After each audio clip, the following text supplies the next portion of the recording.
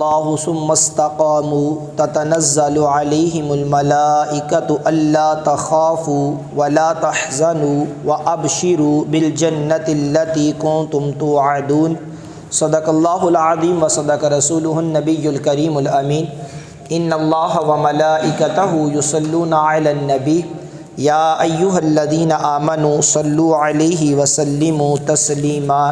باواز بلند درود پاک پڑھیے۔ الصلاۃ والسلام علیک یا سیدی یا رسول اللہ وعلی آلک واصحابک یا سیدی یا حبیب اللہ۔ الصلاۃ والسلام علیک یا سیدی یا نبی اللہ وعلی آلک واصحابک یا سیدی یا نور اللہ۔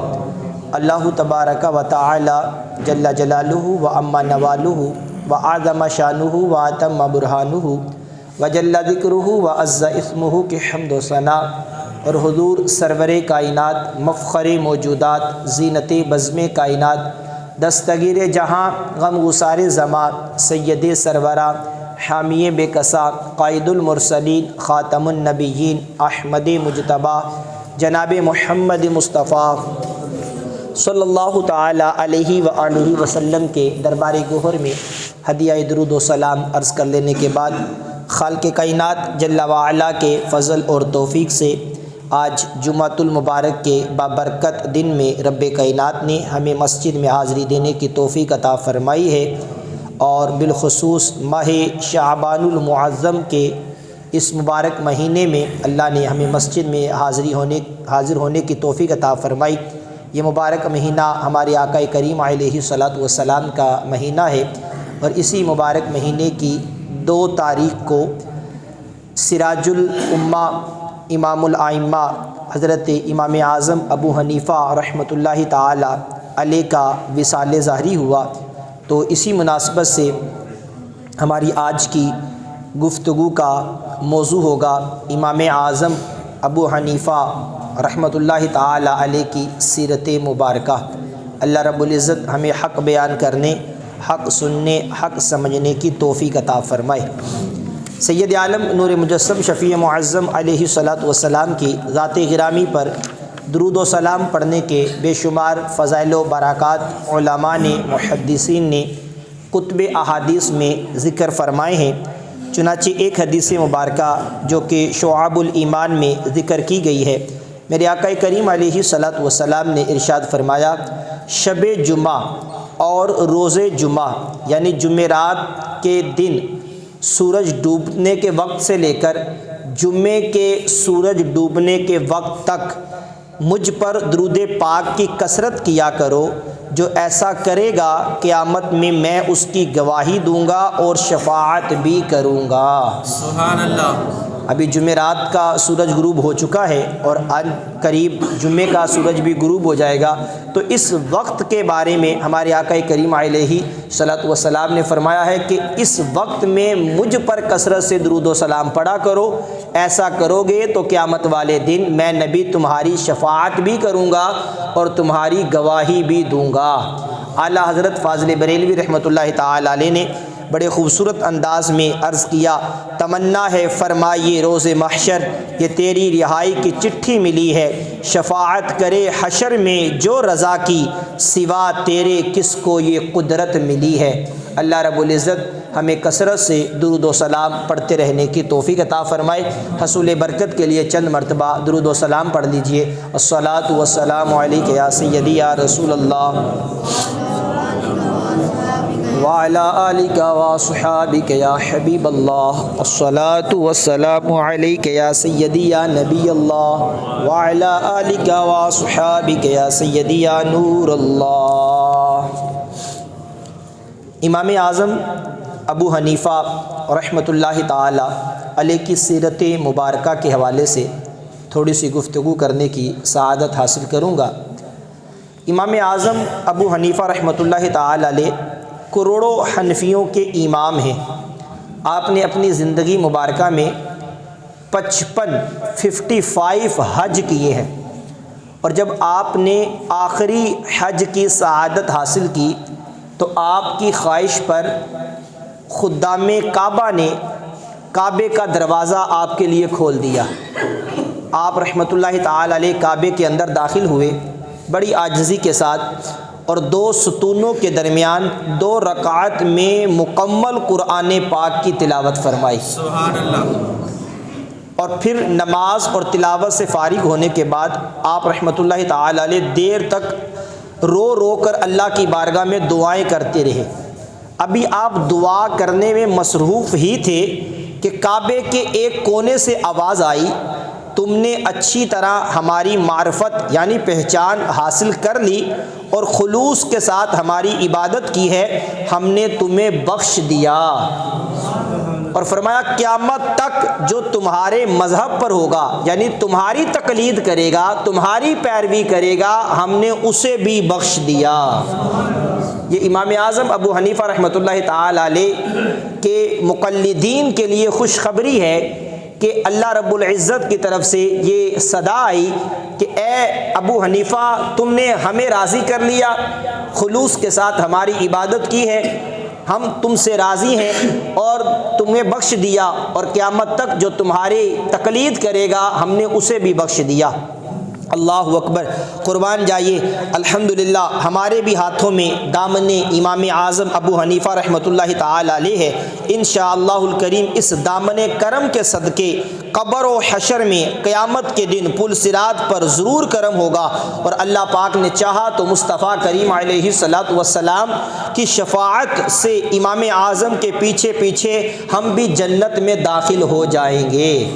یہاں پر ایک بات یاد رکھیے گا کہ امام اعظم ابو حنیفہ رحمۃ اللہ تعالی علیہ نے جو کعبہ شریف کے کونے سے آواز سنی اس کو الہام کہا جاتا ہے، اور الہام کی ڈیفینیشن یہ ہوتی ہے کہ الہام وہ سچا علم ہوتا ہے جو اللہ پاک اپنے بندوں کے دل میں غیب سے ڈالتا ہے، اور بعض دفعہ تو یوں ہوتا ہے کہ فرشتہ اللہ کے ولی سے کلام کرتا ہے، اس کو الہام کہا جاتا ہے۔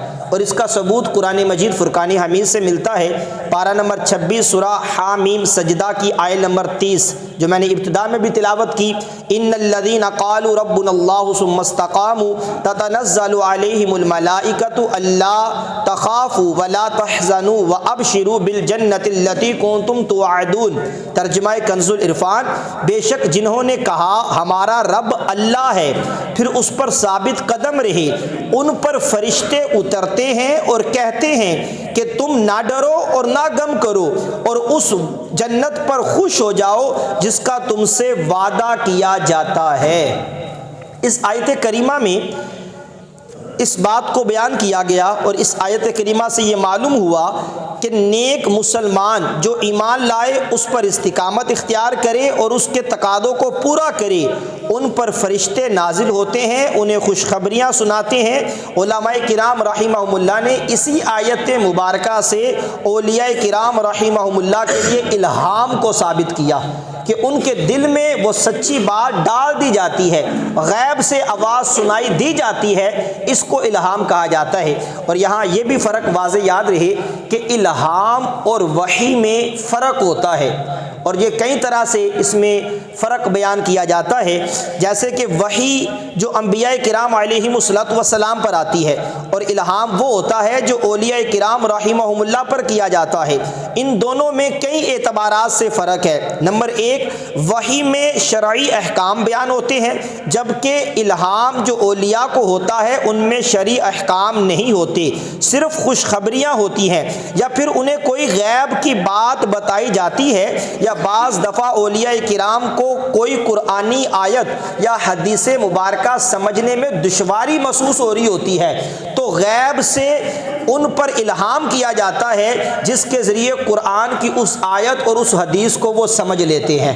اسی طرح وحی جو ہے یہ فرشتہ لے کر نبی کی بارگاہ میں آتا ہے، اور جو الہام فرشتے کے ذریعے ہوتا ہے اللہ کے ولی پر اگرچہ وہ آواز سنائی دیتی ہے لیکن ولی کو فرشتہ نظر نہیں آتا۔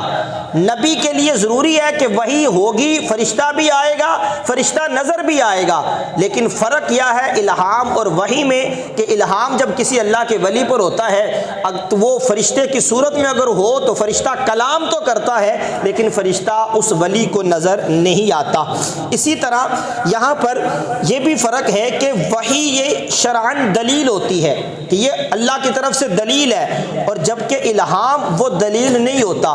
اس کی مثال یوں سمجھ لیجئے، قرآن مجید فرقان حمید میں اللہ رب العزت نے تمام صحابہ کرام علیہم رضوان سے جنتی ہونے کا وعدہ فرما لیا۔ فرمایا کہ تمام کے تمام صحابہ جناب صدیق اکبر رضی اللہ تعالی عنہ سے لے کر جناب حضرت امیر معاویہ رضی اللہ تعالی عنہ تک تمام صحابہ قطعی جنتی ہیں، سارے جنت میں جائیں گے، اور یہ دلیل ہے قرآن کی اس پر۔ ہر صحابی نبی جنتی ہے۔ لیکن ابھی جو آپ نے امام اعظم ابو حنیفہ رحمۃ اللہ تعالی علیہ کی روایت سنی کہ کعبے کے ایک کونے سے آواز آئی کہ اے ابو حنیفہ ہم آپ سے راضی ہیں، ہم نے آپ کو بھی بخش دیا اور قیامت تک جو آپ کی پیروی کرے گا اس کو بھی بخش دیا۔ تو یہ الہام ہے، یہ قطعی نہیں ہے۔ ہم یہ کنفرم نہیں کہہ سکتے کہ اب جو بھی امام اعظم ابو حنیفہ کا ماننے والا ہوگا وہ قطعی جنتی، ایسا ہرگز نہیں، لیکن اللہ کی رحمت سے امید کی جا سکتی ہے کہ اللہ چاہے تو اپنی رحمت سے تمام حنفیوں کو جنت عطا فرما دے، یہ اللہ کی رحمت سے امید ہے۔ تو یہ وحی اور الہام میں فرق تھا جو آپ کے سامنے میں نے عرض کیا۔ اسی طرح امام اعظم ابو حنیفہ رحمۃ اللہ تعالی علیہ کو سراج الامہ کہا جاتا ہے، اس امت کے روشن چراغ، یہ آپ کا لقب ہے۔ اسی طرح ایک لقب آپ کو عطا کیا گیا امام الائمہ، تمام اماموں کے آپ امام ہیں۔ اللہ رب العزت نے آپ کو بڑا مقام و مرتبہ عطا فرمایا۔ آپ رحمۃ اللہ تعالی علیہ کا نام مبارک نعمان ہے، آپ کے والد گرامی کا نام ثابت اور کنیت ابو حنیفہ ہے، یوں آپ کا پورا نام ابو حنیفہ نعمان بن ثابت ہے۔ امام اعظم رحمۃ اللہ تعالی علیہ 80 ہجری میں عراق کے مشہور شہر کوفہ میں پیدا ہوئے اور 70 سال کی عمر میں 2 شعبان المعظم 150 ہجری میں وفات پائی۔ آپ کا مزار مبارک بغداد شریف میں موجود ہے۔ امام اعظم رحمۃ اللہ تعالی علیہ کا حلیہ مبارک بڑا خوبصورت تھا کہ آپ خوبصورت چہرے والے تھے، قد مبارک درمیانہ تھا، آپ بہت ہی عقل مند تھے، آپ کی چال ڈال اور عادات و انداز سے عقل مندی ظاہر ہوتی تھی، لباس مبارک صاف ستھرا رکھتے، بہت کرم فرمانے والے تھے، اپنے مسلمان بھائیوں کی مدد فرماتے، بہت بڑے عابد زاہد یعنی دنیا سے بے رغبتی رکھنے والے، اللہ پاک کی معرفت رکھنے والے، بہت زیادہ خوف خدا والے، ہمیشہ اللہ پاک کی رضا کی تلاش میں رہنے والے تھے۔ امام اعظم رحمۃ اللہ تعالی علیہ کا نام مبارک نعمان ہے، بہت پیارا نام ہے، اور علماء رحمہم اللہ نے اس نعمان کے 3 معنی بیان کیے اور اس کی حکمتیں بیان کی۔ علامہ ابن حجر حیتمی شافعی رحمۃ اللہ تعالی علیہ فرماتے ہیں نعمان خون کو کہا جاتا ہے، خون جو انسان کے جسم میں خون ہوتا ہے اس کو نعمان کہا جاتا ہے، اور امام اعظم کا نام بھی نعمان ہے۔ تو فرمایا الحمدللہ اللہ پاک کی خون وہ نعمت ہے کہ جس سے زندگی انسان کی قائم رہتی ہے۔ الحمدللہ رب کائنات نے امام اعظم ابو حنیفہ رحمۃ اللہ تعالی علیہ کو اپنے نام کے مطابق وہ عظیم الشان ہستی عطا فرمائی کہ آپ ہی کے دم سے قیامت تک کے لیے علم فقہ یعنی اسلامی احکام و مسائل کا علم قائم ہے۔ اور آپ کا ایک نام نعمان ہے، تو نعمان کا ایک معنی جو علماء نے بیان کیا وہ یہ کہ ایک سرخ رنگ کی خوشبودار بوٹی ہوتی ہے اس کو بھی نعمان کہا جاتا ہے، اور الحمدللہ اس معنی کی جھلک بھی امام اعظم کی شخصیت و کردار میں پوری نظر آتی ہے۔ اللہ پاک کے فضل سے امام اعظم رحمۃ اللہ تعالی علیہ وہ شخصیت ہیں کہ آپ کے علم، آپ کی دینی خدمات کی پیاری پیاری مہک اب تک دنیا میں پھیلی ہوئی ہے۔ آپ رحمۃ اللہ تعالی علیہ وہ باکمال ہستی ہیں جنہوں نے قرآنی آیات اور احادیث سے علم کے موتی نکال کر امت کو دیے، قرآن و حدیث کی روشنی میں ایسے اصول مقرر کیے کہ آج صدیہ گزر جانے کے بعد بھی امت میں اگر کوئی نیا مسئلہ درپیش آ جاتا ہے نا تو وہ امام اعظم ابو حنیفہ رحمۃ اللہ تعالی علیہ کے بنائے ہوئے اصولوں کے مطابق علماء قرآن و حدیث سے تلاش کر لیا کرتے ہیں۔ یہ آپ کی علم کی مہارت ہے، آپ کا فقہ میں جو مقام ہے، اور قربان جائیے کروڑوں شافعیوں کے امام، اپنے وقت کے بہت بڑے محدث اور سب سے بڑے عالم امام محمد شافعی رحمۃ اللہ تعالی علیہ فرماتے ہیں کہ لوگ فقہ یعنی قرآن و حدیث کی درست سمجھ حاصل کرنے میں امام اعظم ابو حنیفہ رحمۃ اللہ تعالی علیہ کے محتاج ہیں۔ اللہ نے اتنا آپ کو علم عطا فرمایا ہے کہ آج بھی لوگ حضرت امام اعظم ابو حنیفہ رحمۃ اللہ تعالی علیہ کے علم فقہ میں محتاج ہے۔ اور علامہ ابن حجر حیتمی رحمۃ اللہ تعالی علیہ فرماتے ہیں نعمان کا تیسرا معنی ہے نعمت۔ الحمدللہ امام اعظم مخلوق کے لیے اللہ پاک کی بہت بڑی نعمت ہے۔ آپ نے دن رات محنت کی، عیش و عشرت سے دور رہے، دنیاوی لذتوں سے منہ موڑے رکھا، آپ نے نیند قربان کی، ساری رات اور سارا دن کام میں مصروف رہے، اپنی ساری صلاحیتیں، اپنا علم، اپنی عقل، اپنی سمجھ امت کی رہنمائی اور خیر خواہی کے لیے لگاتے رہے۔ آپ نے اپنی زندگی کا ایک بڑا عرصہ امت کی رہنمائی اور خیر خواہی ہی میں لگا کر اپنے علم کی روشنی ایسی پھیلا دی کہ آج بھی بڑے بڑے مفتی، بڑے بڑے عالم، بڑے بڑے مفکر، بڑے بڑے محدث، بڑے بڑے مفسر آپ کی پھیلائی ہوئی اس روشنی کے ذریعے قرآن و حدیث کو سمجھنے، امت کی رہنمائی کرتے اور درست راہوں کے مسافر بنتے ہیں۔ یہ اللہ رب العزت نے آپ کو کمال عطا فرمایا ہے۔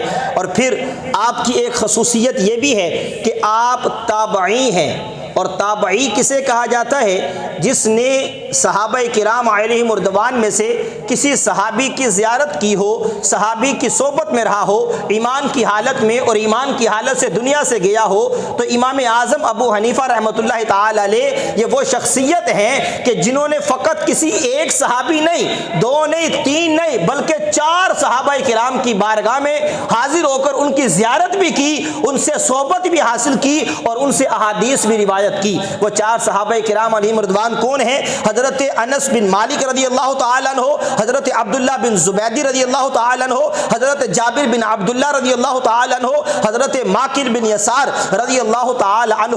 یہ 4 صحابہ کرام کی امام اعظم نے زیارت کی، اور ان کی زیارت کی وجہ سے آپ تابعی بنے، اور تابعی وہ خوش نصیب فرد ہوتا ہے جس کے بارے میں قرآن بھی کہتا ہے، مصطفیٰ کا فرمان بھی کہتا ہے کہ جس نے میرے صحابہ کے دیکھنے والے کو دیکھا اللہ اس کو جنت عطا فرمائے گا، اللہ اس پہ جہنم کی آگ حرام فرما دے گا۔ تو یہ امام اعظم ابو حنیفہ رضی اللہ تعالی عنہ کو اللہ رب العزت نے مقام و مرتبہ عطا فرمایا ہے۔ اور پھر یاد رکھیے فقہ میں 4 امام مشہور ہیں، امام اعظم ابو حنیفہ رحمۃ اللہ تعالی علیہ، امام شافعی رحمۃ اللہ تعالی علیہ، امام احمد بن حنبل رحمۃ اللہ تعالی علیہ، اور امام مالک رحمۃ اللہ تعالی علیہ۔ یہ 4 فقہ کے مشہور امام ہیں، اور ان چاروں اماموں میں اختلاف رہا، اور وہ جو اختلاف رہا نا وہ امت کے لیے باعث برکت رہا، اور وہ ایسا اختلاف تھا جو دینی احکام میں رہا، نہ کہ عقائد میں۔ عقائد کے اعتبار سے یہ چاروں امام درست عقیدے پر تھے، صحیح العقیدہ سنی یا رسول اللہ کہنے والے تھے، اور یہ چاروں امام پکے سچے عاشق رسول تھے، اور ان چاروں اماموں کے بارے میں اللہ کے نبی نے پہلے ہی حدیث میں بشارتی عطا فرمائی تھی۔ جی ہاں، میرے آقا کریم علیہ الصلوۃ والسلام کی ان کے بارے میں پہلے ہی احادیث مبارکہ موجود ہیں، جیسا کہ حدیث مبارکہ میں میرے آقا کریم علیہ السلام نے ارشاد فرمایا، جامع ترمذی کی حدیث ہے، فرمایا ایک زمانہ آئے گا کہ لوگ علم ڈھونڈیں گے مگر عالم مدینہ سے زیادہ علم والا انہیں کوئی نہیں ملے گا۔ یہ میرے نبی کا فرمان ہے کہ ایک زمانہ ایسا آئے گا کہ لوگ علم تلاش کریں گے لیکن عالم مدینہ سے زیادہ انہیں کسی کے پاس علم نہیں نظر آئے گا۔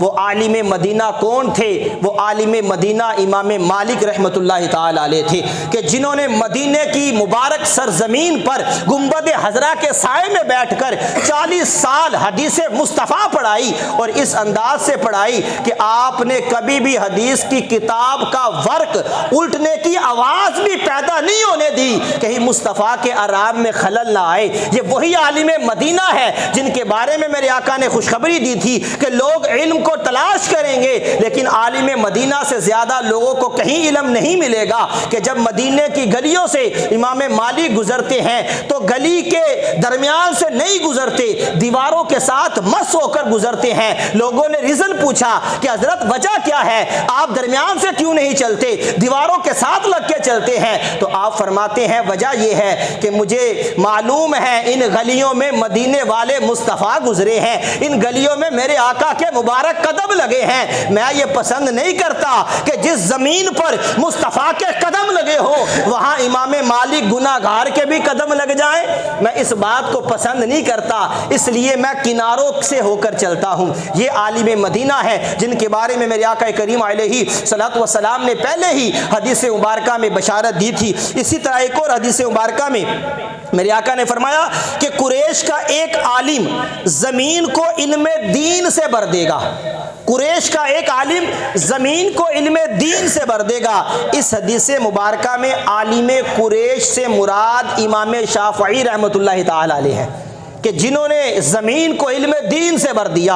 اور پھر ایک اور مقام پر میرے آقا نے ارشاد فرمایا کہ اگر علم ثریا ستارے پر بھی ہو تو فارس کے لوگ اسے حاصل کر لیں گے۔ محدثین کرام رحمہم اللہ فرماتے ہیں اس حدیث پاک میں فارسی لوگوں سے مراد امام اعظم ابو حنیفہ رحمۃ اللہ تعالی علیہ ہے کہ سرکار نے پہلے فرما دیا کہ علم اگر ثریا ستارے تک پہنچ گیا نا تو فارسی لوگ وہاں سے بھی علم کو لے آئیں گے۔ اور وہ فارسی کون تھے؟ وہ امام اعظم ابو حنیفہ رحمۃ اللہ تعالی علیہ تھے۔ اعلیٰ حضرت فاضل بریلوی رحمۃ اللہ تعالی علیہ نے بڑے خوبصورت انداز میں کہا نا، شافعی، مالک، احمد، امام حنیف، 4 باغ امامت پہ لاکھوں سلام، کہ یہ چاروں جو فقہ کے امام ہیں ان پر اللہ کی رحمتیں نازل ہو کہ ان کے ذریعے امت تک قرآن و حدیث کا درست علم جو ہے وہ پہنچا ہے، اور آج تک امت اس علم سے فیض یاب ہو رہی ہے۔ الحمدللہ اللہ رب العزت نے امام اعظم ابو حنیفہ رحمۃ اللہ تعالی علیہ کو بے شمار خصلتیں عطا فرمائی ہیں۔ آپ رحمہم اللہ کی پاکیزہ عادات کو بیان کرتے ہوئے آپ کے شاگرد امام ابو یوسف رحمۃ اللہ تعالی علیہ فرماتے ہیں کہ امام اعظم ابو حنیفہ حرام کاموں سے ہمیشہ بچتے تھے۔ دیکھیے جس کو اللہ مقام و مرتبہ عطا فرماتا ہے نا اس شخصیت کی عادات دیکھیے کیا ہے۔ امام یوسف کہتے ہیں کہ امام اعظم ہمیشہ حرام کاموں سے بچتے تھے، علم دین کے علاوہ بات کرنے سے ڈرتے تھے، بہت زیادہ مجاہدہ یعنی نیک کاموں میں بہت کوشش فرماتے، دنیا داروں کی ان کے منہ پر تعریف نہ کرتے، اکثر خاموش رہتے، دینی مسائل میں غور و فکر کرتے رہتے، بہت سادہ اور نرم مزاج تھے۔ آپ سے کوئی سوال کرتا تو قرآن و حدیث سے اس کا جواب تلاش کرتے، طبیعت مبارکہ میں لالچ نہیں تھا، اور کسی کا بھی ذکر ہوتا تو بلائی کے علاوہ کچھ نہیں فرماتے تھے۔ اللہ رب العزت نے آپ کو جہاں علم کی بے شمار دولت عطا فرمائی وہاں دنیاوی اعتبار سے مالی دولت بھی اللہ رب العزت نے آپ کو بے شمار عطا فرمائی۔ آپ چونکہ بہت بڑے تاجر تھے، آپ کاروباری شخصیت تھے، اللہ نے آپ کو مال بھی بڑھا دیا تھا، اور پھر آپ سخی بھی بہت زیادہ تھے کہ مال اللہ کی راہ میں خرچ کرتے تھے۔ آپ کی عادت مبارکہ یہ تھی کہ جتنا مال اپنے گھر والوں پہ خرچ کرتے نا اتنا مال ہی اللہ کی راہ میں صدقہ بھی کیا کرتے تھے۔ آپ کی عادت یہ تھی کہ جب کوئی نیا کپڑا پہنتے تو اس قیمت کا کپڑا خرید کر علماء کو تحفہ بھی پیش کیا کرتے تھے۔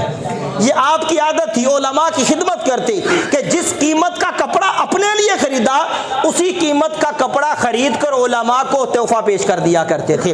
اور پھر آپ علیہ رحمہ کے سامنے جب کھانا رکھا جاتا تو جتنا کھانا آپ خود کھاتے اتنا ہی کھانا غریبوں کو بھی کھلایا کرتے تھے۔ اللہ اکبر۔ اور آپ کی سخاوت کا عالم دیکھیے، امام اعظم ابو حنیفہ رحمۃ اللہ تعالی علیہ سے ایک شخص نے 10,000 دینار یا درہم، سونے یا چاندی کے سکے، یہ قرض لیا، اور ایک مدت طے ہو گئی کہ فلاں تاریخ کو واپس لوٹا دیا جائے گا، لیکن وہ مدت گزر گئی، وہ بیچارہ غریب تھا، رقم واپس نہیں کر سکا۔ امام اعظم ابو حنیفہ رحمۃ اللہ تعالی علیہ ایک دن نکلے تو دیکھا وہی شخص سامنے سے آ رہا ہے۔ جب اس نے امام اعظم ابو حنیفہ کو دیکھا تو ڈر گیا اور راستہ بدل لیا اور دوسری گلی میں چلا گیا۔ اتفاق سے وہ گلی بھی بند تھی، امام اعظم ابو حنیفہ اس کے پیچھے ہو لیے اور جا کر پوچھا، بھائی خیریت ہے؟ مجھے دیکھ کر راستہ بدل لیا، کیا وجہ ہے؟ اس نے عرض کی، حضرت آپ کا قرضہ دینا تھا 10,000 دینار درہم، لیکن وقت بھی گزر گیا جو آپ نے دیا تھا اور میرے پاس رقم نہیں تھی، مجھے شرمندگی محسوس ہوئی، ڈر لگا، میں پریشان ہوا کہ آپ اپنی رقم کا مطالبہ کریں گے، اس لیے میں نے راستہ بدل لیا۔ اللہ اکبر، خوف خدا دیکھیے۔ امام اعظم ابو حنیفہ رحمۃ اللہ تعالی علیہ نے جب یہ بات سنی تو آپ فرمانے لگے، بھلا 10,000 بھی کوئی ایسی چیز ہے کہ جس کی وجہ سے مسلمان کا دل پریشان ہو جائے؟ جا، میں نے تجھے اللہ کی رضا کے لیے 10,000 معاف کر دیا۔ یہ آپ کی سخاوت کا عالم ہے کہ 10,000 سونے کے سکے آپ نے فقط اس وجہ سے کہ یہ مسلمان ڈر گیا اور اس کے دل میں خوف پیدا ہوا، فرمایا 10,000 بھی کوئی چیز ہے؟ جہاں میں نے اس 10,000 کو اللہ کی رضا کے لیے تجھے معاف کر دیا۔ یہ آپ کی سخاوت کا عالم ہے۔ اور قرض دار کو ویسے بھی مہلت دینی چاہیے۔ اگر کسی نے قرض لیا ہوا ہے اور مدت آ گئی، وہ واپس لوٹا نہیں سکا، ہمارے یہاں تو یہ ہوتا ہے کہ اسے مطالبے پہ مطالبہ کیا جاتا ہے، تنگ کیا جاتا ہے، اس کے دروازے پہ جا کے دستک دی جاتی ہے، اس کو ذلیل و رسوا کر دیا جاتا ہے۔ سنیے میرے آقا کا فرمان کیا ہے۔ میرے رجپال کریم آقا نے ارشاد فرمایا، جس نے تنگ دست کو مہلت دی یا اس کے قرض میں کمی کر دی، اللہ پاک اسے جہنم کی تپش سے بچائے گا۔ ایک اور مقام پہ ارشاد فرمایا، مسجد میں داخل ہوتے ہوئے تم میں سے کسے یہ بات پسند ہے کہ اللہ پاک اسے جہنم کی گرمی سے بچا لے؟ صحابہ کہتے ہیں، ہم نے عرض کی، یا رسول اللہ، ہم میں سے ہر ایک یہ پسند کرتا ہے کہ اللہ پاک ہمیں جہنم کی گرمی سے بچا لے۔ تو آپ علیہ الصلوۃ والسلام نے ارشاد فرمایا، جو تنگ دست کو مہلت دے یا اس کا قرض معاف کر دے، اللہ پاک اسے جہنم کی گرمی سے محفوظ فرما لے گا۔ اللہ اکبر۔ تو یہ قرض دار کو مہلت دینے کا کتنا بڑا فائدہ ہے۔ قرض مل جانا ہے لیکن تھوڑی سی مہلت مزید دے دیں گے تو اللہ پاک اس کی برکت سے جہنم کی گرمی سے بچائے گا۔ خالق کائنات جل وعلا کی بارگاہ میں دعا ہے، رب کائنات